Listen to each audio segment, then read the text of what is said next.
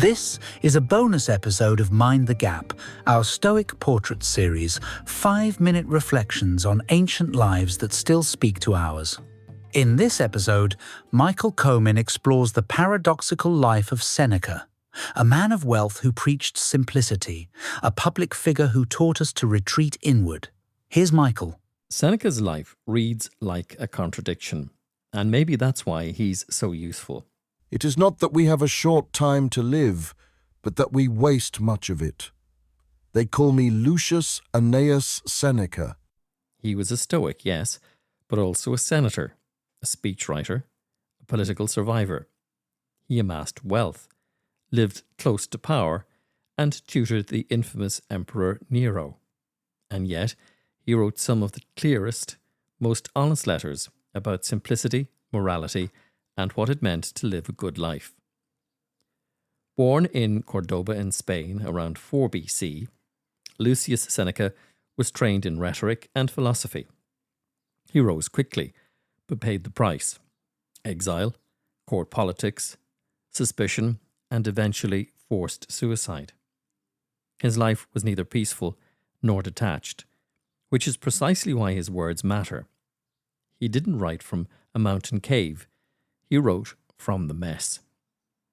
Seneca's letters to his friend Lucilius are less like lectures and more like modern-day voice notes.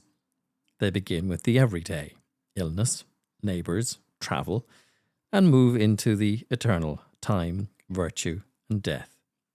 He's not trying to impress. He's trying to remember what matters. And one theme echoes through his writing. We squander time as though it were endless, and then panic when we realise it is not. In modern language, he might have said, stop letting your inbox dictate your legacy. Seneca isn't always easy to defend. He preached restraint, but lived richly. He condemned flattery while walking palace corridors. But perhaps that's why he's still worth hearing, because he never claimed perfection, only progress. And he knew the danger of knowing the right thing and doing the wrong one. If you've ever said, I just need to get through this week, Seneca would have gently asked, and what happens to this week then? Where does it go? He reminds us to stop hoarding our best self for later. Life isn't on pause, and wisdom doesn't live in big moments. It's how we speak to ourselves. It's how we treat others. It's how we end the day, not in exhaustion, but in reflection. So if today felt rushed or reactive, take a moment, breathe, write something down. It doesn't have to be perfect. You just have to notice where your life is going. Seneca's letters began that way. Maybe yours could too. That was a bonus episode of Mind the Gap, a Stoic portrait of Seneca thinker, statesman, and fallible teacher.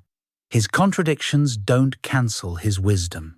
They remind us that even in the noise of ambition, there is always space for stillness. Join us next time as we meet another voice from the Stoic tradition.